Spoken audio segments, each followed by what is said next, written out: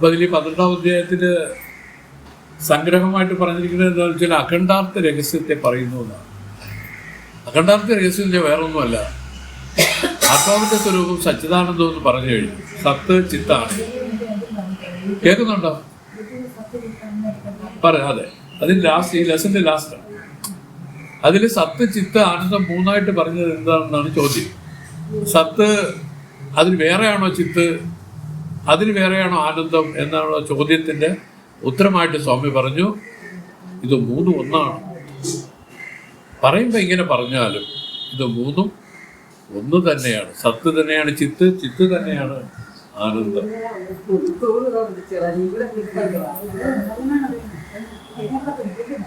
എന്ന് ധരിപ്പിക്കാനാണ് ഈ അഖണ്ഡാർത്ഥ രഹസ്യത്തെ പറയുന്നത്.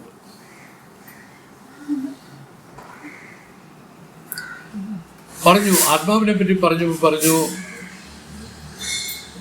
ആകാശം മുതൽ സകല തത്വങ്ങൾക്കും ഈ പറഞ്ഞൊക്കെ പരിധിയുണ്ട്. പരിധി എന്ന് വെച്ചാൽ എന്താണ്? അതിന് ഇത്ര എന്ന് അളന്ന് വേണമെങ്കിൽ പറയാൻ സാധിക്കുന്ന രൂപത്തിലാണില്ല. എന്നാൽ ഈ ആത്മാവിന്റെ പരിധി പറയാൻ പറ്റില്ല. അതുകൊണ്ടാണ് പറഞ്ഞത് ഇത് അപരിച്ഛിന്നമാണ്. ദേശം കൊണ്ടോ കാലം കൊണ്ടോ അവസ്ഥ കൊണ്ടോ ഇതിനൊരു പരിച്ഛേദവും വരുന്നില്ല. എന്ന് വെച്ചാൽ ഇതിനൊരു നാശവും സംഭവിക്കുന്നില്ല. മറ്റെല്ലാ പദാർത്ഥങ്ങൾക്കും ഈ മാറ്റം സംഭവിക്കുന്നുണ്ട്. ഇപ്പൊ തന്നെ നമുക്ക് നോക്കാം, ആകാശമടക്കം എല്ലാം സുഷുപ്തിയിൽ അഭാവമായി പോകും. ഒരാൾക്ക് സുഷുപ്തി വരുമ്പോഴേ ഈ ഭൂതങ്ങൾ ലയിച്ചു പോകും. പറഞ്ഞില്ലേ, മനസ്സ് ലയിച്ചു, കരണങ്ങളെല്ലാം ലയിച്ചു, അഹങ്കാരവും ലയിച്ചു. അങ്ങനെ നിൽക്കുന്ന ഒരു നിലയാണ് സുഷുപ്തി അവസ്ഥ. നമുക്ക് നിത്യവും വരുന്നുണ്ടത്. എല്ലാവർക്കും ഇല്ല, പുണ്യശാലികൾക്കേ ഉള്ളൂ ഇത്. നല്ല ഈശ്വര ഭജനമൊക്കെ ചെയ്ത് ഒന്ന് കിടന്ന് ഉറങ്ങി നോക്കൂ. നല്ലപോലെ ത്രിശതിയെല്ലാം ജപിച്ചു, രാമായണമെല്ലാം വായിച്ചു, കിടന്ന് ഉറങ്ങി നോക്കൂ, അപ്പോഴും കിട്ടും ഇത്. മഹാദേവ ക്ഷേത്രത്തിൽ ചെന്ന് കുറച്ചു നേരം ആ ശിവമന്ത്രങ്ങൾ പറഞ്ഞ് നിന്ന് നോക്കൂ, ഈ സുഷുപ്തി വരും. സുഷുപ്തിയേ വരുള്ളൂ. ഇത് അനുഭവിച്ച് അറിഞ്ഞാൽ വേദത്തിന്റെ താല്പര്യത്തെ പറഞ്ഞു കൊടുക്കാൻ ഗുരുവിന് സാധിക്കും. കാരണം പറഞ്ഞു കൊടുക്കേണ്ടത് നമ്മൾ ഇതുവരെ പരിചയപ്പെട്ടിട്ടുള്ള ഒന്നിനെ പറ്റിയല്ല, എന്നാൽ തൻ്റെ ഉള്ളിൽ അനുഭവ രൂപമായി വിളങ്ങിക്കൊണ്ടിരിക്കുന്ന ഒരു കാര്യത്തെയാണ് വേദം നമ്മളെ ധരിപ്പിക്കാനായിട്ട് ശ്രമിക്കുന്നത്. ശിവരാത്രിയുടെ മഹാത്മ്യം എന്താണ്? പല കഥകൾ പറയുന്നുണ്ട്. അതിൽ ഒരു വേടനോ മറ്റോ ഒരാൾ പോയി വൃക്ഷത്തിൻ്റെ മുകളിൽ കയറിയിരുന്ന രാത്രിയെ അയാൾ ഈ വന്യമൃഗങ്ങളെ പേടിച്ചാണ് പോലും ഒരു വൃക്ഷത്തിൻ്റെ മുകളിൽ കയറി ഇരുന്നത്. എന്നിട്ട് അയാൾ ചുമ്മാ ഉറങ്ങിപ്പോകാതിരിക്കാനായിട്ട് അയാൾ ഒരു ട്രിക്ക് അയാൾ കണ്ടുപിടിച്ച് ഒരു ഇല പറിച്ചിങ്ങനെ ഇട്ടുകൊണ്ടിരുന്നു. ഇല ഉറങ്ങിപ്പോയാൽ ആ വൃക്ഷത്തിൻ്റെ മുകളിൽ താഴെ വീണിച്ചാവും. അപ്പം അതിനു വേണ്ടി കണ്ടുപിടിച്ച സൂത്രം. പക്ഷെ ഫലം എന്തായി? അതിനടിയിൽ ഒരു ശിവലിംഗ പ്രതിഷ്ഠ ഉണ്ടായിരുന്നു പോലും. ഈ വില്ലോ മറ്റേ കൂളമായിരുന്നു ആ വൃക്ഷം. ഇതിനെ ഇങ്ങനെ പറിച്ചിടുന്ന വഴി ആ ശിവലിംഗത്തിൽ അർച്ചന പുഷ്പാർച്ചന ചെയ്തുകൊണ്ട് തന്നെ അയാൾ ഇരുന്നു. അറിഞ്ഞോ അറിയാതെയാണെങ്കിലും അയാൾക്ക് ഈ പറയുന്ന ദിവ്യാനുഭവം ഉണ്ടായിരുന്നു. അതാണ് ഒരു കഥ. പിന്നെയും കഥകൾ, ഒരുപാട് കഥകൾ പറയുന്നു. പക്ഷെ യഥാർത്ഥത്തിലുള്ള കഥ എന്താണെന്ന് ചോദിച്ചാൽ, ഇളക്കുന്നവർക്ക് മാത്രമേ ഉറക്കത്തിന്റെ സുഖം അനുഭവിക്കാൻ പറ്റും. ആരോ പറയുന്നില്ല, പട്ടിണി കിടക്കുന്നവർക്ക് മാത്രമേ വിശപ്പിന്റെ രുചി അല്ലെ ആഹാരത്തിന്റെ രുചി അറിയാതൊക്കെ ഉള്ളത്. ഇതുപോലെയാണ് നമുക്ക് ഈ എപ്പോഴും ഉറങ്ങുന്നില്ലേ. അതുകൊണ്ട് എന്താണ് വിഷയം സംഭവിക്കുന്നത്? ഉറക്കത്തിന്റെ രുചി നമുക്ക് അറിഞ്ഞൂടാ. അതുകൊണ്ട് അവർ പറഞ്ഞു, ഒരു ദിവസം പൂർണ്ണമായി ഉറക്കളയ്ക്കുമെന്ന് പറഞ്ഞു. ജയിച്ചു കഴിഞ്ഞാൽ അറിയാം അതിൻ്റെ ഒരു പ്രത്യേകത. അടുത്ത ദിവസം ഉറങ്ങുമ്പോഴേ പക്ഷേ അറിയേണ്ട കാര്യമാണത്. ഇതിനു വേണ്ടിയിട്ടാണ് അത് വെച്ചിരിക്കുന്നത്. ഇങ്ങനെ അനുഭവിച്ചറിയേണ്ട സുഷുപ്തിയുടെ ആ ബ്രഹ്മാനന്ദത്തെ അനുഭവിച്ചറിയാനായിട്ട് വേദം നമുക്ക് നിഷ്കർഷിക്കുന്ന ഒരു കാര്യമായിട്ടാണ് എനിക്ക് തോന്നിയിട്ടുള്ളത്. കാരണം വേറൊന്നും കൊണ്ടല്ല, ശിവരാത്രിക്ക് വേറെ എന്ത് മഹത്വമായിരിക്കും? ഉറക്കളയ്ക്കുന്നത് വഴി ആ സുഷുപ്തി സുഖത്തെ ഈ ജീവൻ അനുഭവിക്കുമാറാകട്ടെ എന്നുള്ള അനുഗ്രഹത്തോടുകൂടി ചെയ്തിരിക്കുക. അങ്ങനെ അനുഭവിക്കുന്ന ഒരാൾക്ക് സുഷുപ്തിയെ ഉദാഹരിച്ച് പറഞ്ഞു കൊടുക്കുക. ആർക്ക്? ഗുരുവിന്. നീ സുഷുപ്തിയിൽ നീ കണ്ടോ? നിനക്ക് അവിടെ പ്രിയപ്പെട്ട ഒന്നുമില്ലായിരുന്നു. നീ സമ്പാദിച്ച ധനമില്ലായിരുന്നു, നിന്റെ പുത്രന്മാരില്ലായിരുന്നു, നിനക്ക് പ്രിയപ്പെട്ട ഒന്നും തന്നെ ഇല്ലായിരുന്നു. പക്ഷേ നീ അവിടെ ദുഃഖമാണോ അനുഭവിച്ചത്, സുഖമാണോ അനുഭവിച്ചതെന്ന് ചോദിച്ചാൽ എന്ത് പറയും? എല്ലാ പ്രാണികളും സുഷുപ്തിയിൽ സുഖം അനുഭവിക്കുന്നു. പക്ഷേ അവർ സമ്പാദിച്ച ധനം കയ്യിൽ പിടിച്ചുകൊണ്ടല്ല സുഖം അനുഭവിച്ചത്. അവർക്ക് ഒന്നുമില്ലാതെ എല്ലാം വിട്ടുപേക്ഷിച്ച് ശുദ്ധശൂന്യമായി നിന്ന് സുഷുപ്തിയിൽ ആനന്ദം അനുഭവിക്കുന്നു ജീവൻ. വേദത്തിന് പറയാൻ ഇത്രയേ ഉള്ളൂ: എല്ലാം പിടിച്ചു വെക്കുന്ന ദുഃഖവും എല്ലാം വിടുന്നത് ആനന്ദവും. ഇത് പറഞ്ഞു കൊടുക്കാനാണ് വേദം ശ്രമിച്ചിരിക്കുന്നത്. പക്ഷേ ഈ ആർക്കും സുഷുപ്തി ആർക്കും ഇല്ലല്ലോ. ഇനി സുഷുപ്തി വരണമെങ്കിൽ വല്ല മയക്കുമരുന്നും എല്ലാം കഴിക്കണം. ഇനി മയക്കുമരുന്ന് കഴിച്ചവരുടെ കാര്യം അറിയണോ? അവർക്ക് ഒരിക്കലും ഈ ഇതിൽ നിന്ന് മാറാൻ പറ്റില്ല. കാരണം അത്ര സുഖമാണ് അവർ അനുഭവിക്കുന്നത്. ഈ സ്ലീപ്പിംഗ് ഈ ഭ്രാന്തന്മാർക്ക് കൊടുക്കുന്ന ഒരു മരുന്ന് മെഡിക്കൽ ഷോപ്പിൽ അവൈലബിൾ ആണ്. പക്ഷെ ഡോക്ടർ സർട്ടിഫിക്കറ്റോടുകൂടി ഒരാൾ ചെല്ലിയിടയ്ക്ക് തരും. കഴിച്ച വേറെ ഒന്നുമില്ല, എല്ലാം മറന്ന് പ്രത്യേക രീതിയിൽ ഫ്ലോട്ട് ചെയ്ത് നിൽക്കുന്ന പോലെ ഒരു അനുഭവമാണ് ഇതിലുള്ളത്. അപ്പോൾ ഇതാണ് മനസ്സിലാക്കുന്നത്. നമ്മുടെ സന്യാസി വൃന്ദത്തിൽ ബഹുഭൂരിപക്ഷ ആളുകളും ഈ അനുഭവത്തെ ഇങ്ങനെയാണ് ഉണ്ടാക്കി വെച്ചിരിക്കുന്നത്. ധാരാളമായിട്ട് കഞ്ചാവ് ഇതുപോലെയൊക്കെ. പക്ഷേ അത് പറയുന്നു ഇതെല്ലാം നമുക്ക് ദോഷമേ ഉണ്ടാക്കുള്ളൂ, ഗുണമല്ല, ഇത് ദോഷമാണ്.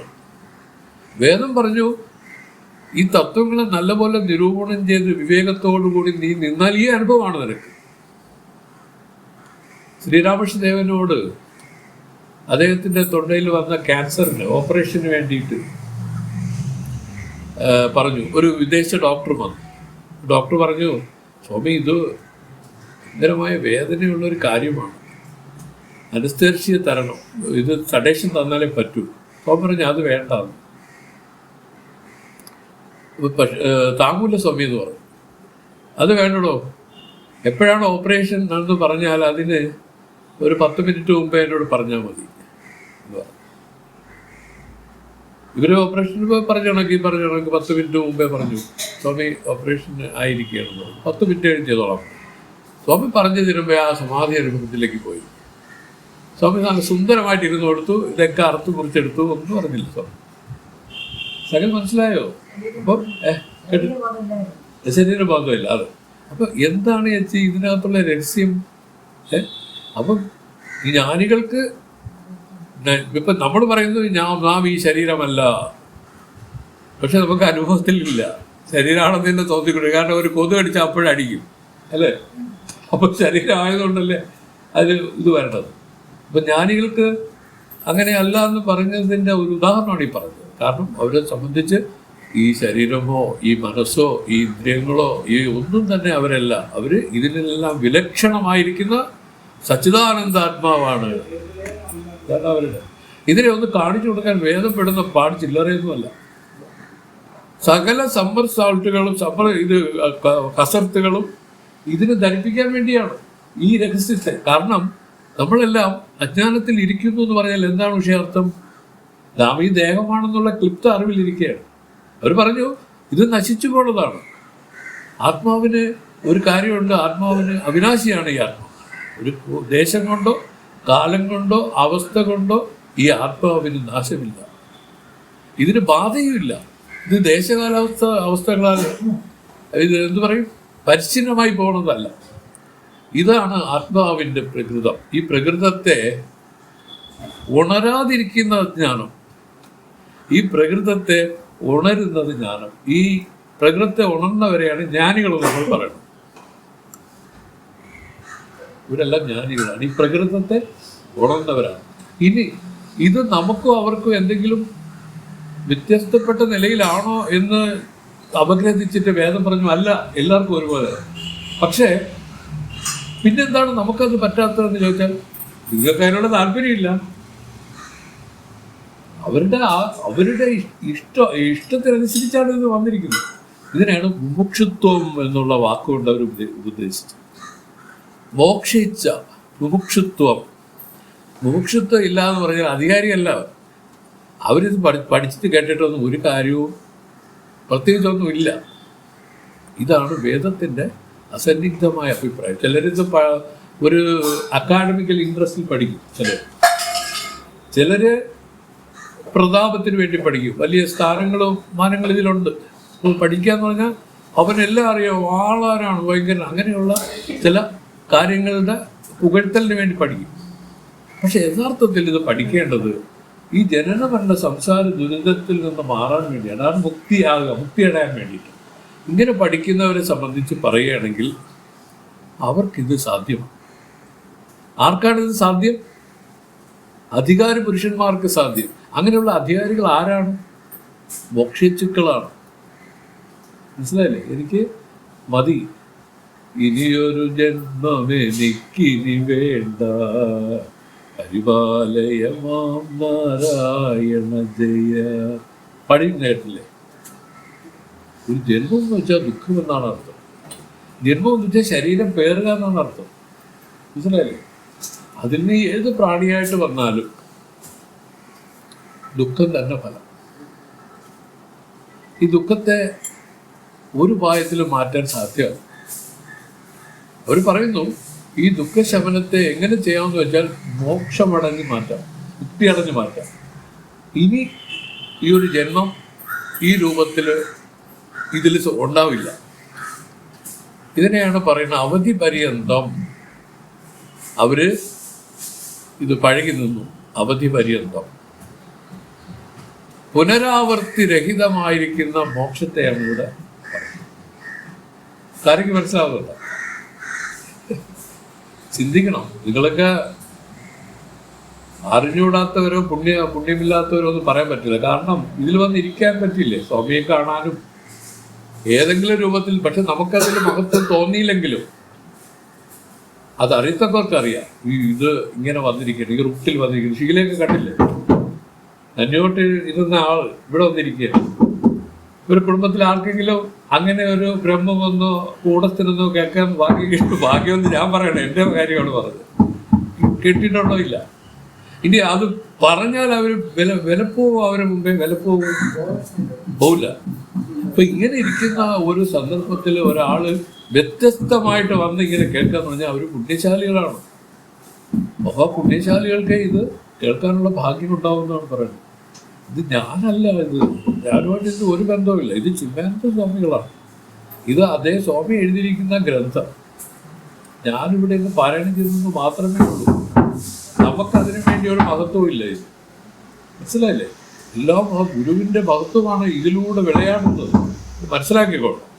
അല്ലാതെ തുച്ഛമായിട്ട് അതിൽ അങ്ങനെ ഇങ്ങനെയൊന്ന് ധരിച്ച് വേറെ രൂപത്തിൽ ചിന്തിക്കരുത്. ഇതാണ് ആദ്യം പറയാനുള്ളത്. അപ്പൊ എന്തു പറഞ്ഞു? ഈ ആത്മാവിനെ അറിയുന്നതാണ് മുക്തി. ഈ ആത്മാവ് എങ്ങനെ ഇരിക്കുന്നു? സച്ചിദാനന്ദ രൂപമായിട്ടിരിക്കുന്നു. ഇതിൽ സത്ത് ചിത്ത ആനന്ദത്തെ പറ്റി നല്ല ഭംഗിയായിട്ടാണ് കഴിഞ്ഞ 11ാം വർണ്ണകത്തിൽ നമ്മൾ സംസാരിച്ചത്. സത്തെന്ന് പറഞ്ഞാൽ എന്താണ് ഈ യഥാർത്ഥത്തിൽ? ഉണ്മ. ഉണ്ടേ ഉണ്മ. അപ്പൊ മരം ഉണ്ടെന്ന് പറഞ്ഞാൽ എന്താണ് ഉള്ളത്? താനാണുള്ളത്. ഉള്ളവനായി താൻ ഉള്ളത് കൊണ്ടാണ് അങ്ങനെ ഒരു ഇത് ഉണ്ടായത്. മനസ്സിലായില്ലേ? ഇതിനെ കണ്ടു എന്ന് പറഞ്ഞാൽ ആര് കണ്ടു? ഇതിനെയാണ് അപഗ്രഥിക്കാൻ അവർ പറഞ്ഞത്. വാസ്തവത്തിൽ ഈ ഉണ്ടേ എന്ന് വിളങ്ങിക്കൊണ്ടിരിക്കുന്നത് താൻ്റെ ഉണ്മയാണ്, താനാണ് വിളങ്ങിക്കൊണ്ടിരിക്കുന്നത്. പക്ഷെ അത് നമുക്കത് മനസ്സുകൊണ്ട് ചിന്തിക്കുമ്പോൾ നമുക്കൊരു അന്താളിപ്പാണ് തോന്നുന്നത്. ഇതാണ് മനസ്സ്. മനസ്സെന്ന് വെച്ചാൽ ഒരു അതായത് ശരിയുള്ള അറിവല്ലത്. അത് ചില വാസനാഗതമായ ഒരു സംസ്കാരത്തിൽ ഇരുന്ന് എഴുമ്പുന്ന ഒരു അറിവിൻ്റെ രൂപമാണ് ഈ മനസ്സെന്ന്. അതിനൊന്നും അറിയാൻ ഒക്കില്ല. കാരണം മനസ്സിനെങ്ങനെ തുച്ഛമായിരിക്കുന്ന മനസ്സിനെങ്ങനെ ഈ അളന്നറിയാൻ പറ്റാത്ത ഈ വിഭുവിനെ അറിയാൻ സാധിക്കും? അതുകൊണ്ടാണ് മനസ്സിനെത്തൂല്ല, വാക്കിനെത്തൂല്ല. വേറെ രൂപത്തിൽ പറഞ്ഞാൽ മനസ്സും വാക്കും എല്ലാം ക്ലിപ്തമാണ്, പരിച്ഛിന്നങ്ങളാണ്, പരിച്ഛിന്നമായ അറിവുകളെയാണ് ഇത് പറയുന്നത്. ദേഹാദി പ്രപഞ്ചം എന്നുള്ള ഒരു പരിച്ഛിന്നമായിരിക്കുന്ന അറിവാണ്. ആത്മാവോ അപരിച്ഛിന്നമായിരിക്കുന്ന അറിവാണ്. അപരിച്ഛിന്നം വെച്ച അർത്ഥം എന്താണ്? പക്ഷേ ഇതുവരെ പഠിച്ചതെന്ന് മനസ്സിലാക്കിയത്, ഒരു കാലത്തും ഇതിനൊരു എൻഡില്ല. അനുസ്യൂതമായിട്ട് പ്രവഹിച്ചു കൊണ്ടിരിക്കുന്നത് പോലെയാണ് ഇതിരിക്കുന്നത്. ദേശം കൊണ്ടോ കാലം കൊണ്ടോ അവസ്ഥ കൊണ്ടോ എന്ന് വേദം നമുക്ക് പറഞ്ഞു തന്നു. ഈ ദേശത്തിലുണ്ട് ആ ദേശത്തില്ലെന്ന് പറയാൻ ഒക്കുന്ന രൂപത്തിലല്ല ഇത്. എല്ലായിടത്തും പരിപൂർണമായി വ്യാപിച്ചിരിക്കും. ജാഗ്രതയിലുണ്ട്, സ്വപ്നത്തിലില്ല എന്ന് പറയാൻ പറ്റുന്ന രൂപത്തിലല്ല. അതാണ് അവസ്ഥകളാൽ ഇതിന് പരിച്ഛേദിക്കാൻ സാധ്യമല്ല. ദേശം കൊണ്ട് പരിച്ഛേദം ഇതിൽ സംഭവിക്കുന്നില്ല. ഇനി കാലം കൊണ്ട്, വർത്തമാനകാലത്തിൽ ഇല്ല, ഭൂതകാലത്തിലുണ്ടായിരുന്നു, ഭാവി കാലത്തിൽ ഉണ്ടോ എന്ന് അറിഞ്ഞുകൂടാ, വർത്തമാനത്തിൽ ഇല്ലെന്ന് അങ്ങനെയല്ല. ഈ പറയുന്ന കാലം കൊണ്ടും ദേശം കൊണ്ടും അവസ്ഥ കൊണ്ടും ബാധിക്കാത്ത ആ നിർമ്മല ബോധമാണ് ഇതിനുള്ളിലിരുന്ന് പ്രകാശിച്ചു കൊണ്ടിരിക്കുന്നത്. ഇത് തന്നെയാണ് എല്ലാത്തിനെയും വിളക്കി അറിയുന്നത് തന്നെ. പക്ഷെ അതിനങ്ങനെ അറിയണമെന്നുള്ള താല്പര്യമൊന്നുമില്ല. ഇപ്പം നമ്മൾ കണ്ണ് കാണുന്നു എന്ന് പറഞ്ഞാൽ കണ്ണിൻ്റെ പ്രകൃതമാണ് കാഴ്ച. പക്ഷേ ഈ കണ്ണ് കാണുന്നത് വഴി മനസ്സിതിൽ ചിലതിനെ മാത്രം തിരഞ്ഞെടുക്കും. മനസ്സിലായില്ലേ? അപ്പം സാധാരണ കാണുന്ന, നോർമലായിട്ട് കാണുന്ന രൂപം നമുക്ക് ഹാനിയുള്ളതല്ല, നമ്മുടെ ഉപദ്രവമുള്ളതല്ല. എന്നാൽ പ്രത്യേകമായിട്ട് ഇങ്ങനെ നടന്നു പോകുന്ന അവസരത്തിൽ പണ്ടെങ്ങോണ്ട് തനിക്ക് ഒരു ദ്രോഹം ചെയ്ത ഒരാൾ എതിരെ വരുന്നു, പെട്ടെന്ന് തന്നെ സ്ട്രൈക്കായി. അവിടെ കാണുന്ന കണ്ണിന് അപ്പുറത്ത് നിന്നുകൊണ്ട് മനസ്സിതിനെ ഏറ്റെടുക്കും, ഇല്ലേ? ഇതിന് വികാരപ്പെടും. മനസ്സിലായില്ലേ? അവിടെയാണ് പ്രശ്നങ്ങൾ വരുന്നത്. സാമാന്യമായി കാണുന്നതിനോ കേൾക്കുന്നതിനോ മണക്കുന്നതിനോ രുചിക്കുന്നതിനോ ഒന്നും ഒരു കുഴപ്പമില്ല. അങ്ങനെ ചെയ്യാമായിരുന്നു എങ്ങനെ നമുക്ക് വ്യവഹരിക്കാൻ പറ്റും? വേദങ്ങൾ പറയുന്നു കണ്ണൊക്കെ അടച്ചു പിടിക്കുക, കണ്ണും കാതും മൂക്കും ഒക്കെ അടച്ചു പിടിക്കുക. അതങ്ങനെ പറ്റുമോ ചേച്ചി? അതിൻ്റെ അർത്ഥം അതല്ല. കണ്ണ് മനസ്സിനെ വ്യവഹരിക്കുന്ന വിധത്തിൽ ഉള്ള കാര്യങ്ങളിൽ പ്രവർത്തിക്കരുത്. ഒരുപാട് അർത്ഥമുണ്ട് ഇതിൽ. ശരിക്കും ഇതല്ല, ഇതിൻ്റെ അർത്ഥങ്ങളെല്ലാം വ്യാഖ്യാനിക്കപ്പെട്ട് അറിയേണ്ട അർത്ഥങ്ങളാണ്. കണ്ണടച്ചു പിടിച്ചും കാതടച്ചു പിടിച്ചും ആർക്കെങ്കിലും ജീവിക്കാൻ പറ്റുമോ? അപ്പം കനുവിന് കണ്ണുകൾ അഞ്ചു ഉള്ളടക്കി തെരുതര വീണു എന്ന് പറഞ്ഞാൽ അർത്ഥം വേറെയാണ്. അർത്ഥം എന്ന് പറഞ്ഞാൽ അതിൻ്റെ അർത്ഥം മനസ്സ് വ്യവഹരിക്കുന്ന രൂപത്തിലുള്ള കാര്യങ്ങൾ കാണരുത്, കേൾക്കരുത്, മണക്കരുത്, രുചിക്കരുത്, സ്പർശിക്കരുത്. ഈ 5 രൂപത്തിലാണ് ഈ ലോകം നമ്മളിൽ ഇരിക്കുന്നത്. ഈ ലോകം ഇതിനെ വിട്ടല്ല ഇരിക്കുന്നത്. ഈ ശബ്ദസ്പർശ രൂപരസഗന്ധമാകുന്ന ഈ 5 അറിവാണ് ഈ ലോകത്തെ പ്രദർശിപ്പിച്ചിരിക്കുകയാണ്. ഈ പ്രദർശനം വാസ്തവത്തിൽ ഈ 5 അറിവില്ലെങ്കിൽ ഇല്ല. ഉണ്ടോ? ഇല്ല. അതാണ് സുഷുപ്തിയിലില്ല എന്ന് പറയുന്നത്. പക്ഷെ സുഷുപ്തിയിൽ ഈ 5 അറിവില്ലാത്ത സുഷുപ്തിയിലും ഇതിൻ്റെ എല്ലാ ഭാവത്തെയും അഭാവത്തെയും പ്രകാശിപ്പിച്ച് ആത്മാവ് വിളങ്ങിക്കൊണ്ടിരിക്കുന്നതിനെ അറിയാൻ സാധിക്കും. ആർക്ക്? പുണ്യശാലികൾക്ക്. എല്ലാവർക്കും പറ്റില്ല. പുണ്യശാലികൾക്ക്. പുണ്യശാലി എന്ന് വെച്ചാൽ ആരാണ്? പക്ഷേ ഇതിനോടൊരു താല്പര്യം, ഇതറിയണമെന്നുള്ള ആഗ്രഹം, ഇങ്ങനെയുള്ള ഒരു അധികാരി ആണ്. ഇതിൽ പറയുന്നത് ഇതാണ്, ജിജ്ഞാസു അധികാരി. പറഞ്ഞു മനസ്സിലായില്ലേ? യഥാർത്ഥത്തിൽ ആരാണ് അധികാരി? അധികാരി എന്ന് വെച്ചാൽ ഈ ബ്രഹ്മവിദ്യക്ക് ആരാണ് അധികാരി? ജിജ്ഞാസു, ജിജ്ഞാസയുള്ളവർ. ജിജ്ഞാസ എന്ന് വെച്ചാൽ ഇത് അറിയണമെന്നുള്ള താല്പര്യമുള്ളവർ, ഇതിനോട് ഏറ്റവും പ്രിയമായിട്ടുള്ള ഇഷ്ടമുള്ളവർ, അവർക്ക് മാത്രമാണ് ഈശ്വര കാര്യത്തിൽ പ്രവൃത്തി വരിക. അവർക്കാണ് അതിൻ്റെ അനുഭവങ്ങളും ഉണ്ടാവുക, മറ്റവർക്കല്ല. മനസ്സിലായിക്കൊള്ളു. അപ്പോൾ ഇതാണ്. അപ്പം ഇവിടെ വായിക്കുകയാണ് കൃഷ്ണ.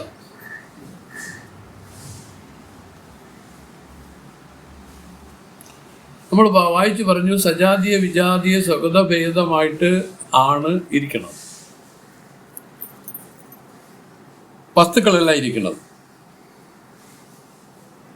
ഇതെങ്ങനെയാണ് സജാതി വിജാതി സ്വഗത ഭേദം എന്ന് പറഞ്ഞാൽ സജാതീയ ഭേദം, വിജാതീയ ഭേദം, സ്വഗത ഭേദം. ഈ മൂന്നും നിരാകരിച്ചുകൊണ്ട് വേദം ഇതിനെ പറഞ്ഞു ഏകം ഏവം അദ്വിതീയം ബ്രഹ്മ എന്ന് പറഞ്ഞു. ഏകം എവാദ്വിതീയം ബ്രഹ്മ, ഒന്നേ ഉള്ളൂ എന്ന് പറഞ്ഞു. 3 പ്രാവശ്യം ഒന്നെന്ന് പറഞ്ഞു. ഇവിടെ പറയുന്നു ഈ സജാതീയ ഭേദത്തെ പറഞ്ഞു തരികയാണ്. ഈ സജാതീയ ഭേദം എന്ന് പറഞ്ഞാൽ ഇപ്പോൾ ഒരു വൃക്ഷം എടുക്കുകയാണെങ്കിൽ ഈ വൃക്ഷത്തിൽ നിന്ന് വേറൊരു വൃക്ഷം ഇതിൽ സജാതീയ ഭേദമാണ്, വേറൊന്നാണ്, ഒന്നല്ലത് രണ്ടായി അല്ലേ? അതുപോലെ ഈ വൃക്ഷത്തിന് കല്ല് മുതലായവ വിജാതീയ ഭേദമാണ്. ഈ വൃക്ഷത്തിനെ സംബന്ധിച്ച് ഇതിൽ നിന്ന് വിജാതീയമായിട്ടും പല കാര്യങ്ങളുണ്ട്. കല്ലുണ്ട്, വേറെ പലതുമുണ്ട്. ഇതെല്ലാം ഇതിന് വിജാതീയമായിട്ടുള്ളതാണ്. ഇനി അടുത്തത്, ഈ വൃക്ഷത്തിന് ഇല, പുഷ്പം, കായ് മുതലായവ സ്വഗത ഭേദം. വൃക്ഷം തന്നെ ഇരിക്കുന്നു, ഇതിൽ ഇലയുണ്ട്, പൂവുണ്ട്, കായുണ്ട്, ഇതെല്ലാം പല രൂപത്തിലാണ് അല്ലേ? വൃക്ഷം, ആ വൃക്ഷം എന്ന് പറയുമ്പോൾ ഇതിൽ എന്തോ ഭേദം? സ്വഗതം. സ്വഗത ഭേദമായിട്ടിരിക്കുന്നതാണ് ഇല, പൂവ്, കായൊക്കെ വ്യത്യസ്തമായതായിട്ട് തോന്നും. ഈ രൂപത്തിൽ ഉള്ള ഭേദങ്ങളൊന്നും ബ്രഹ്മത്തിലില്ല, ആത്മാവിലില്ല എന്ന് കാണിക്കാൻ വേണ്ടി പറഞ്ഞു. ഈ ബ്രഹ്മം ഏവം ഏവാദ്വിതീയമായിട്ടിരിക്കുന്നു. ഏകം ഏവം അദ്വിതീയമായിട്ടിരിക്കുന്നു എന്ന് പറഞ്ഞു. അതുകൊണ്ട് നമുക്കെന്ത് പ്രയോജനമെന്ന് ചിന്തിക്കരുത്. കാരണം ഈ ലോകം ഇങ്ങനെയാണ് വിളങ്ങിക്കൊണ്ടിരിക്കുന്നത്. സജാതീയ വിജാതീയ സ്വഗതഭേദ രൂപത്തിൽ ഈ ലോകം വിളങ്ങിക്കൊണ്ടിരിക്കുന്നു, നാനാത്വമായി വിളങ്ങിക്കൊണ്ടിരിക്കുന്നു. ഒരു മരത്തിൽ പോലും 3-4 രൂപത്തിലുള്ള ഭേദങ്ങളിരിക്കുന്നു. മരത്തിന് പറഞ്ഞില്ലേ, പലതരത്തിൽ വിജാതീയമായി സജാതീയമായി ഭേദങ്ങളിരിക്കുന്നു എല്ലാത്തിലും. ബ്രഹ്മത്തിൽ ഈ പറയുന്ന 3 വിധ ഭേദങ്ങളുമില്ല. പറയാൻ കാരണം എന്താണ്? ഇത് എടുത്തു പറയാൻ കാരണം സത്യചിത്ത ആനന്ദം എന്ന് പറയുന്നത് 3ആയി പറഞ്ഞല്ലോ സ്വാമി. അങ്ങനെയുള്ള സത്തും ചിത്തുമായിട്ട് വ്യത്യസ്തമാണോ? ആനന്ദം എന്ന് പറഞ്ഞാൽ ഇതിൽ നിന്ന് വേറെ ഏതെങ്കിലും ആണോ എന്നൊക്കെ ചോദിക്കുന്നതിൻ്റെ മറുപടിയായിട്ട് പറയാണ്, ഇത് ഈ സജാതീയ വിജാതീയ സ്വഗതഭേദ രഹിതമാണ് ഈ ആത്മാ. ഈ സത്ത്, ചിത്ത്, ആനന്ദം എന്ന് 3ആയി പറഞ്ഞെങ്കിലും ഈ സത്ത്, ചിത്തും ആനന്ദവും 3അല്ല, ഇതൊന്ന് തന്നെയാണ് എന്ന് പറഞ്ഞ് കൊടുക്കുകയാണ്. ആത്മാവിന് സജാതീയ വിജാതീയ സ്വഗതഭേദങ്ങൾ ഇല്ല എന്ന് പറയാമോ? എന്തെന്നാൽ ഒരേ ചൈതന്യം ബ്രഹ്മചൈതന്യമായി, ഈശ്വര ചൈതന്യമായി, കൂടസ്ഥ ചൈതന്യമായി, ജീവൻ ചൈതന്യമായും ഇരിക്കുന്നു. അതിനാൽ സജാതീയ ഭേദം ഇരിക്കുന്നു. ആത്മസ്വരൂപം ബ്രഹ്മമെന്നും അനാത്മസ്വരൂപം പ്രപഞ്ചമെന്നും 2 വിധമായിരിക്കുന്നതിനാൽ വിജാതീയ ഭേദം ഇരിക്കുന്നു. ബ്രഹ്മത്തിന് സത്യചിത്താനന്ദമെന്നും 3 ഇരിക്കുന്നതിനാൽ സ്വഗതഭേദം ഇരിക്കുന്നു. ഇങ്ങനെ 3 വിധ ഭേദം ഇരിക്കുമ്പോൾ ഭേദമില്ലെന്ന് എങ്ങനെ പറയാൻ കഴിയും എന്നാണ് ശിഷ്യൻ ചോദിക്കുന്നത്. ഇത് ചോദ്യമാണ്. സ്വാമി ഉത്തരം പറയാം.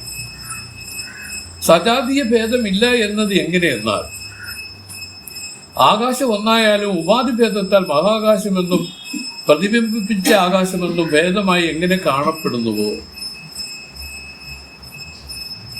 അങ്ങനെ ചൈതന്യം ഒന്നായാലും മായോപാധിയാൽ ബ്രഹ്മമെന്നും ഈശ്വരനെന്നും അവിദ്യോപാധിയാൽ കൂടസ്ഥനെന്നും ജീവനെന്നും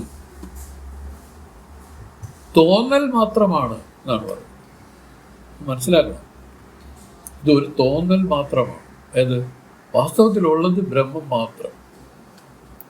ആ ബ്രഹ്മം എങ്ങനെ ഇരിക്കുന്നു? ഈ പറയുന്ന കാലം കൊണ്ടോ ദേശം കൊണ്ടോ അവസ്ഥ കൊണ്ടോ ബാധിക്കപ്പെടാതിരിക്കുന്നു. മറ്റ് അനാത്മ വസ്തുക്കളുടെ പ്രകൃതി എന്താണ്? ദേശകാലങ്ങൾ പരിച്ഛിന്നമാണ്, മാറിപ്പോണതാണ്, എല്ലാം മാറ്റമുള്ളതാണ്. പക്ഷെ ഈ ആത്മാവിനെ പറ്റി പറയുമ്പോൾ അത് ഒരു മാറ്റവുമില്ലാതെ, ഒരു ബാധയുമില്ലാതെ, ഒരു കാലത്തും അഭാവമാവാതെ ഇത് പ്രകാശിച്ചുകൊണ്ടിരിക്കുന്നു. എവിടെ? തൻ്റെ ഉള്ളിൽ താനായിട്ട് വിളങ്ങിക്കൊണ്ടിരിക്കുന്നു. ഇതിനെ അറിയാതിരിക്കുന്ന രൂപത്തിൽ നമ്മളെല്ലാം അജ്ഞാനികളായിട്ടിരിക്കുകയാണ്. അതിൻ്റെ ഗുണം, അതിൻ്റെ ദോഷം എന്താണ്? വീണ്ടും വീണ്ടും ജനിക്കാൻ മരിക്കുക ഇങ്ങനെയുള്ള പ്രകൃതത്തിൽ അകപ്പെട്ട് കാറ്റത്ത് അകപ്പെട്ട ഒരു കരിയില പോലെ. ഈ ചുഴലിക്കാറ്റ് അടിച്ചോണ്ടിരിക്കുമ്പോൾ ഒരു കരിയില ഇവിടെ ഇട്ട് കഴിഞ്ഞാൽ ഇത് ഈ ചുഴലിക്കാറ്റിനനുസരിച്ച് ഇത് അങ്ങോട്ട് പോയി അവിടെ പോയി കുറച്ച് നേരം നിൽക്കും, അത് കഴിഞ്ഞ് ഇപ്പുറത്ത് പോയി നിൽക്കും, ഇങ്ങോട്ട് വന്ന് നിൽക്കും, ഇവിടെ വന്ന് നിൽക്കും, അങ്ങോട്ട് ഒരു ഗതിയില്ലാതെ ആ കരിയില ഒരു കാറ്റത്തകപ്പെട്ടാൽ എങ്ങനെയോ അതുപോലെ ഈ ജീവൻ ജനിച്ചും മരിച്ചും ഇങ്ങനെ കഴിയുകയാണ്. ഇതിൽ നിന്നൊരു ശാശ്വത മോചനത്തെയാണ് നമ്മൾ ഉദ്ദേശിച്ച് ഈ ഈശ്വര കാര്യത്തിൽ പ്രവൃത്തി ഉണ്ടായിരിക്കുന്നത്. എല്ലാവർക്കും ഇല്ല, വിവേകികൾക്ക്. പറഞ്ഞല്ലോ, മനുഷ്യരെന്ന് പറഞ്ഞാൽ എല്ലാവരും മനുഷ്യരല്ല പോലും. സ്വാമി പറയാം, ഇരുകാലി മൃഗങ്ങളാണ് എല്ലാവരും. ഭൂരിപക്ഷവും ഇരുകാലി മൃഗങ്ങളാണ്. കാരണം എന്താണ്? മനുഷ്യൻ എന്ന് പറഞ്ഞാൽ ആരെയാണ് മനുഷ്യനെന്ന് പറയുന്നത്? സത്വഗുണമുള്ളവർ, മനസ്സിൽ സത്വഗുണമുള്ള കാരുണ്യം, ദയ, സ്നേഹം, ഇങ്ങനെയുള്ളവരെയാണ് മനുഷ്യരായിട്ട് അംഗീകരിച്ചിരിക്കുന്നത്. ഒരിക്കൽ ശ്രീമാന സ്വാമികൾ സ്വാമിയെ പറ്റി പറയാനേ ഉള്ളൂ. ഏതെടുത്താലും സന്നിധാനത്തിൽ ചെന്നു. അപ്പോൾ അവിടെ എന്തോ ഒരു വലിയൊരു ഫംഗ്ഷൻ നടക്കുകയാണ്. അന്നൊക്കെ ചിത്പ്രകാശാനന്ദ ഗുരുദേവൻ മഠാധിപതിയായിട്ട് വാഴുന്ന കാലമാണ്. ഇവിടെ ഹിമാലയത്തിൽ നിന്നൊക്കെ ധാരാളം സന്യാസിമാർ വരുന്ന ഒരു കാലഘട്ടം. അങ്ങനെ ഇന്ന ഒരു കാലഘട്ടത്തിലാണ് നമ്മുടെ ചിന്മയൻ സ്വാമി, അദ്ദേഹത്തിൻ്റെ പ്രാരംഭകാലമാണ്, അദ്ദേഹം അവിടെ ചെന്ന് ചേർന്നു. അപ്പോൾ അങ്ങനെ നിന്നപ്പോൾ അങ്ങോട്ട് സന്യാസിമാരുടെ ഒരു വൃന്ദം തന്നെ. അവരിങ്ങനെ വരുന്നു. എല്ലാവരും ഈ പറഞ്ഞ ഒരു മാലയിട്ടവരുണ്ട്, രണ്ടിട്ടുള്ളവരുണ്ട്, പിന്നെ തലയിലിട്ടവരുണ്ട്, കയ്യിലിട്ടവരുണ്ട്, വലിയ വലിയ പട്ടി രുദ്രാക്ഷം ഇട്ടവരൊക്കെ ഉണ്ട്. ഇങ്ങനെ ഉണ്ടാകും. ഇദ്ദേഹം ഇതെല്ലാം കണ്ടു അന്തം വിട്ട് ഇവരൊക്കെ തൊഴിഞ്ഞ് നിൽക്കുകയാണ്. അങ്ങനെ നിൽക്കുന്ന സമയത്ത് ഒരു സിദ്ധൻ അവിടെ വന്നു. ഇവരുടെ ഇടയിലുള്ള ഒരു സിദ്ധനാണ്. ഓടി വന്ന് ചിന്മയൻ സ്വാമിയുടെ കയ്യിലിങ്ങനെ കയറി ഒരൊറ്റ പിടി പിടിച്ചെന്നാണ് പറയുന്നത്. പിടിച്ചിട്ട് പറഞ്ഞു, അദ്ദേഹം പറഞ്ഞത് എന്താണെന്ന് അറിയോ? ശ്രദ്ധിക്കണം, എന്തിനാണ് പറഞ്ഞത്? ഞാനൊരു മനുഷ്യനെ കണ്ടേ എന്ന് പറഞ്ഞു. അവിടെ നിന്നവരെല്ലാം തിരിഞ്ഞു നോക്കി. അദ്ദേഹം ഒരു വലിയ സിദ്ധനാണ്. അദ്ദേഹത്തിന് പറഞ്ഞ കണക്ക് തടിയും മാലകളിട്ടിരിക്കുകയാണ്, ഭസ്മക്കുറി, കാണാൻ തന്നെ ഒരു രാജകലയാണ് ആള്. അദ്ദേഹത്തിന്റെ പ്രവചനം, ഞാനൊരു മനുഷ്യനെ കണ്ടേ, പിടിവിടുന്നില്ല. അപ്പോൾ ഉടനെ സ്വാമി പറഞ്ഞതെന്ന് ഞാൻ കേട്ടതാണ്. മാധവൻ സ്വാമിയുണ്ട്, മറ്റേ പരമേശ്വരൻ സ്വാമികളുണ്ട്. അവിടെ ഒരു കൊച്ചു പരമേശ്വരൻ സ്വാമി. ഇവരെല്ലാം ഉണ്ട്, ഇവരെല്ലാം നിൽക്കുകയാണ്, വളഞ്ഞു നിൽക്കുകയാണ്. അപ്പൊ അവരുടെ ഇടയിൽ ഒരു ചോദ്യം വന്ന ഇതാണ്, അപ്പൊ ഞങ്ങളാരും മനുഷ്യരല്ലേ? ചോദ്യമോ? ഞാൻ കൂടുതൽ പറയുന്നില്ല. കാരണം ഈ ഒരു ഗുണം മനസ്സിലായില്ലേ, എല്ലാവർക്കും ഇല്ല. അതാണ് ശരിക്കൊരു മനുഷ്യൻ. ആ ഒരു മനുഷ്യനാണ് മുമുക്ഷുത്വം ഉണ്ടാവുന്നത്. ആ മുമുക്ഷുത്വത്തിനാണ് ഈ പറയുന്ന ഫലമായിരിക്കുന്ന മുക്തി നില ഏർപ്പെടുന്നത്. മനുഷ്യത്വവും മുമുക്ഷുത്വവും മഹാപുരുഷ സംശ്രയം ദുർലഭം ത്രയമേ ദൈവം ദേവാനുഗ്രഹേതുകം. മനുഷ്യത്വവും മുമുക്ഷുത്വവും മഹാപുരുഷ സംശ്രയം. ഇങ്ങനെ മഹാപുരുഷന്മാരെ സമാശ്രയിക്കാൻ തോന്നുന്നത് പോലും ആ മനുഷ്യന് മാത്രമാണ്. ആ മനുഷ്യന് മാത്രമേ മുമുക്ഷുത്വം ഉണ്ടാവൂ. മുമുക്ഷുത്വം വെച്ചാൽ ഈ ജന്മത്തിൽ തന്നെ മുക്തി കൈവരിക്കാനുള്ള ദാഹം. അതുകൊണ്ട് മുക്തിദാഹികളാണ് ഇവര്, മോക്ഷേച്ഛുക്കളെന്നാണ് നമ്മൾ ഇവരെ പറയുന്നത്. എന്നുവെച്ചാൽ നിങ്ങൾ അറ്റ്ലീസ്റ്റ് ഈ വാക്കെങ്കിലും കേട്ട് വെച്ചോ. സ്വാമിയിൽ നിന്ന് കിട്ടിയ കാര്യമാണ് ഞാനീ പറഞ്ഞു തരുന്നത്. നിങ്ങൾക്കിത് സ്വാമിയിൽ നിന്ന് കേൾക്കാൻ പറ്റില്ല. അപ്പം നമ്മൾ വഴിയാണെങ്കിലും അത് കേൾക്കട്ടെ എന്ന് വിചാരിച്ചാണ് ഞാൻ കൂടുതൽ ഇത് പറയുന്നത്. കിടക്കട്ടെ, ഉള്ളിൽ കിടക്കട്ടെ, പലതും ഇങ്ങനെ കിടക്കട്ടെ. ഇതെല്ലാം ആ പുണ്യം വിളഞ്ഞു വരുന്ന സന്ദർഭത്തിൽ വേല ചെയ്യും. നമ്മളൊരു വിത്ത് ഭൂമിയിലിട്ടാലേ അത് ഉടനെ ഒന്നും മുളയ്ക്കണമെന്നില്ല. പക്ഷെ ആ പരിസ്ഥിതി വരുമ്പോൾ അത് മുളയ്ക്കും. മനസ്സിലായില്ലേ? നമ്മളും ഇങ്ങനെയുള്ള അമൂല്യമായ കാര്യങ്ങൾ നമ്മുടെ ഉള്ളിൽ വിതയ്ക്കുക തന്നെ. പക്ഷെ അതിന് അനുകൂലമായ സാഹചര്യങ്ങൾ ഇതിൽ വരും. എങ്ങനെ അത് വരുമെന്ന് പറഞ്ഞാൽ അത് സ്വയമേ വരില്ല. നമ്മളും കൂടെ അതിൽ പണിപ്പെടണം. പണിപ്പെട്ട് വന്നാൽ ഇതെല്ലാം വേല ചെയ്യാൻ തുടങ്ങും. ചിന്മയൻ സ്വാമികൾ ഞങ്ങൾക്ക് എന്തിനാണ് ചെയ്തതെന്ന് അറിയാം. അദ്ദേഹം ഇങ്ങനെയുള്ള കാര്യങ്ങൾ ഇങ്ങനെ പറഞ്ഞുകൊണ്ടേയിരുന്നു. ഞങ്ങൾക്കൊന്നും ഒരു പിടിയും കിട്ടിയതുമില്ല ആ കാലങ്ങളില്ലേ. ഇപ്പൊ കിട്ടിയെന്ന് വെച്ചാൽ അത്രയൊന്നും കിട്ടിയിട്ടൊന്നുമില്ല. പക്ഷേ ഒരു കാര്യം ഉറപ്പാണ്, ഇങ്ങനെ നിന്നാൽ മാത്രം മതി. അല്ലാതെ ഇതിൽ കൂടുതലായിട്ട് വലിയ അഭ്യാസങ്ങളൊന്നും കാണിക്കാനൊന്നും ഇല്ല. ഈ ധാരണ ഇതിൽ പൂർണ്ണമായി കഴിഞ്ഞാൽ ധ്യാനം ഇതിലുണ്ടാവും. ധ്യാനമുണ്ടായാൽ സമാധി ഉണ്ടാവും. സമാധി എന്ന് വെച്ചാൽ എന്തിനാണ്? ചത്തുപോണതിനല്ല പറയുന്നത്. ഇതിൽ വരുന്ന ഒരു നിർവികൽപ്പ നില, അത് നമ്മുടെ ഒരു അത്ഭുതമായ ഒരു നില ഇതിൽ വരും. അവരനുഭവിച്ചറിഞ്ഞവരെയാണ് നമ്മൾ മഹത്തുക്കളായിട്ട് പറഞ്ഞിരിക്കുന്നത്. അങ്ങനെ അനുഭവം വരുന്നവരെല്ലാം മഹത്തുക്കളുമാണ്. ആരായാലും ചണ്ടാളോസ്തു ദ്വിജോസ്തു ഗുരുരുത്യേഷാമനീഷാമമാന്ന് നമ്മുടെ ഇതേ പാടിയിട്ടുണ്ട്, ശങ്കരഭഗവത്പാദൻ പാടിയിട്ടുണ്ട്. എൻ്റെ കഥ അറിയാമോ? ശങ്കരഭഗവത്പാദൻ ഒരു ബ്രാഹ്മണ കുടുംബത്തിൽ ജനിച്ചതാണ്. അക്കാലങ്ങളിൽ ജാതി വ്യത്യാസവും വർണ്ണ ഇതൊക്കെ വളരെയധികം കൊടുമ്പിരി കൊണ്ട് നടമാടിയ കാലമാണ്.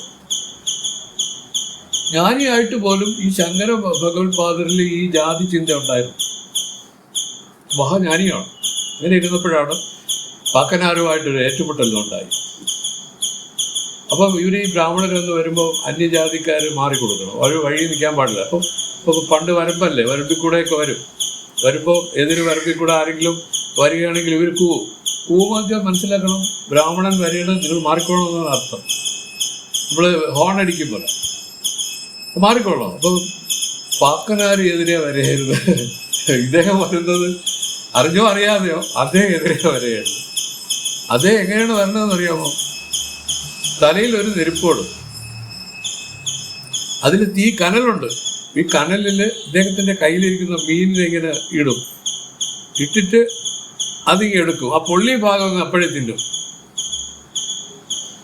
എന്നിട്ട് തിരിച്ചിടും. അതിങ്ങനെ തിന്ന് വരെയാണ്. അപ്പോൾ ഇദ്ദേഹത്തിന് ഒരുപക്ഷെ ആ രുചിയിലോ ഇതിലോ ഇദ്ദേഹം കൂവിയത് കേട്ടതുമില്ല. അങ്ങനെ ചെന്ന് പെട്ടുകൊടുത്തു. ഉടനെ തന്നെ ചോദിച്ചു, എന്തോട്ടോ സാർ, ഞാൻ കൂവിയത് കേട്ടില്ല എവിടെ എന്ന് പറഞ്ഞു. ബഹളമായപ്പോഴാണ് ഇദ്ദേഹം ഉണർന്നത്. അയ്യോ, അദ്ദേഹം ആ ആഹാരം കഴിക്കുന്നതിനുള്ള രുചിയിലും മറ്റുമൊക്കെ മയങ്ങി നിൽക്കുകയായിരുന്നു. അപ്പം അദ്ദേഹം ഒരു ചോദ്യം ചോദിച്ചു, അയ്യോ അടിയൻ കണ്ടില്ല, അറിഞ്ഞില്ല. ആട്ടെ, അങ്ങ് പറഞ്ഞു മാറാൻ പറഞ്ഞു. ആരാണ് മാറേണ്ടത്? ഈ ശരീരമാണോ? എന്നിട്ട് പറഞ്ഞു, ഇത് ജഡമാണ്, ഇതിന് മാറാനൊരു സാമർഥ്യമില്ല. ഇനി ഉള്ളിലിരിക്കുന്ന ചൈതന്യമാണോ? അതിന് മാറാനിടമില്ല, അത് സർവത്ര പരിപൂർണമായി വ്യാപിച്ചിരിക്കുകയാണ്. ഇത് കേട്ടുണ്ടേ ശങ്കര ഭഗവത്പാദൻ അപ്പോഴും തന്നെ ദീർഘ നമസ്കാരം ആർക്ക് ചെയ്തു? ഈ പാക്കനാർക്ക് ചെയ്തിട്ട് അദ്ദേഹം മനീഷ പഞ്ചകം എന്നുള്ള ഒരു കൃതി രചിച്ചു.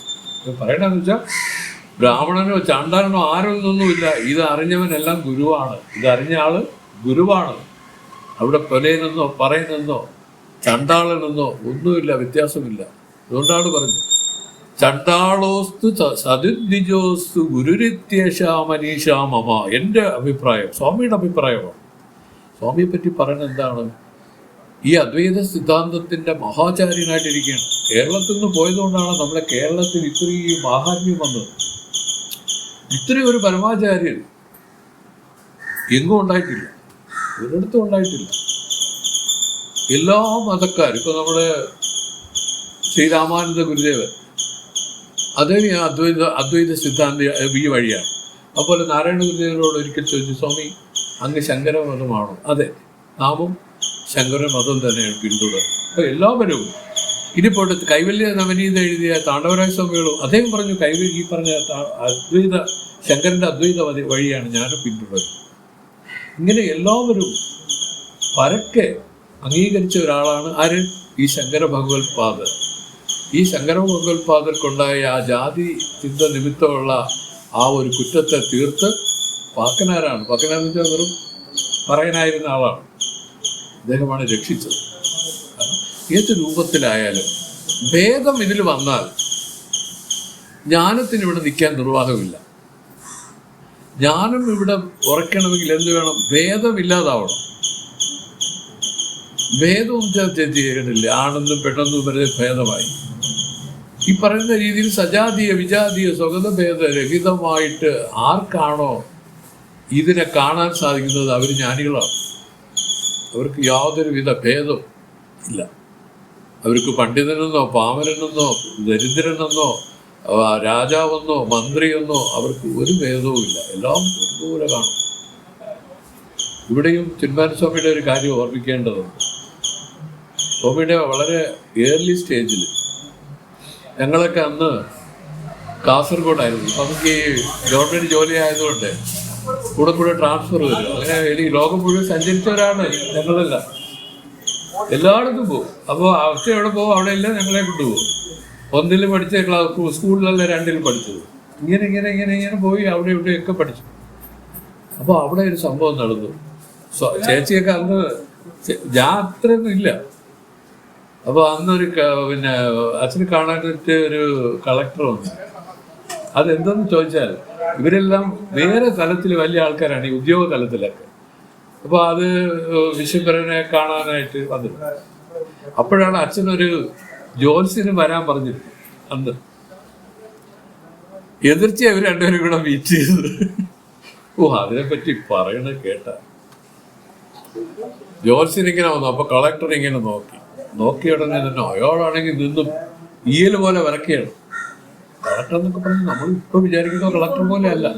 ഇന്നത്തെ കാലത്തൊക്കെ ഭയങ്കര പദവിയാണത്. അവര് മുമ്പേന്നും ആരും നിൽക്കുക പോലും ഇല്ല. അവര് ഇങ്ങനെ നിൽക്കുള്ളൂ, ഇങ്ങനെ നിൽക്കുള്ളൂ. ഇങ്ങനെയൊക്കെയുള്ള കാലം. അപ്പൊ അച്ഛനെന്ത് ചെയ്താ പൂജ പറഞ്ഞു, ഇരിക്കണം പിന്നെ എന്ന് പറഞ്ഞു അദ്ദേഹത്തോട്. അദ്ദേഹം പറഞ്ഞു ഇരിക്കില്ല. കളക്ടർ അച്ഛനെ നോക്കി കണിയാനെ നോക്കി, രണ്ടുപേരെ ഇങ്ങനെ മാറി നോക്കി. കളക്ടർക്ക് മനസ്സിലായി ഇദ്ദേഹത്തിന് ഒരു ഭേദവും ഒന്നുമില്ല. ഈ കളക്ടർ കാണുന്ന അതേ കണ്ണുകൊണ്ട് തന്നെ കണിയാനെ കണ്ടിരിക്കുന്നു. അവസാനം അദ്ദേഹം പറഞ്ഞു ഇരിക്കണോ എന്നൊരു വാക്ക്. അയാൾ പെട്ടെന്നല്ല അവരെല്ലാം പണ്ടാണ് സ്വിച്ചിട്ടണക്കാൻ ഇരുന്നു. അപ്പൊ എന്താണെന്ന് അറിയാമോ? ഭേദചിന്തയില്ല, ചെറുതും വലുതും ഇല്ല. അവർ ഇങ്ങനെയൊക്കെയുള്ള ജന്മനാലുള്ളവരുണ്ട്. ഇവരൊക്കെയാണ് ഈ ജ്ഞാനത്തിലേക്ക് അധികാരികളായിട്ട് വേണ്ടത്. നമ്മളും ഈ ഭേദചിന്തകൾക്ക് എടുത്തു കളയുക. വലിപ്പം ചെറുപ്പങ്ങൾ ഇതിലില്ല, എല്ലാം ഒരേപോലെ സമഭാവനയിൽ എല്ലാം കാണുക. ഒന്നിലും ഒരു വേർതിരിവ് കാണാതെ ജീവിതം നയിച്ചു വന്നാൽ നമുക്ക് അതിൻ്റെ സമയമാവുമ്പോൾ ഇതെല്ലാം ഉള്ളിൽ ആ ഗുരു തോന്നിപ്പിച്ചു തരും. നമുക്ക് ഈ പറയുന്ന ലക്ഷ്യത്തിലേക്ക് സഞ്ചരിച്ച് നമ്മുടെ ജീവിത സാക്ഷാത്കാരം സാഫല്യം കൈവരിക്കാം എന്ന് പറഞ്ഞുകൊണ്ട് നമ്മൾ ഇവിടെ നിർത്തും. ദേവാദിദേവ സർവജ്ഞ സച്ചിദാനന്ദ വിഗ്രഹ ഉപാരമണഭൂദേശ പ്രസീത കരുണാനിധേ ദീർഘദണ്ഡ നമസ്കാരം എന്നുള്ള ജ്യോതി സന്നിധോ ശരീരമർത്ഥം പ്രാണ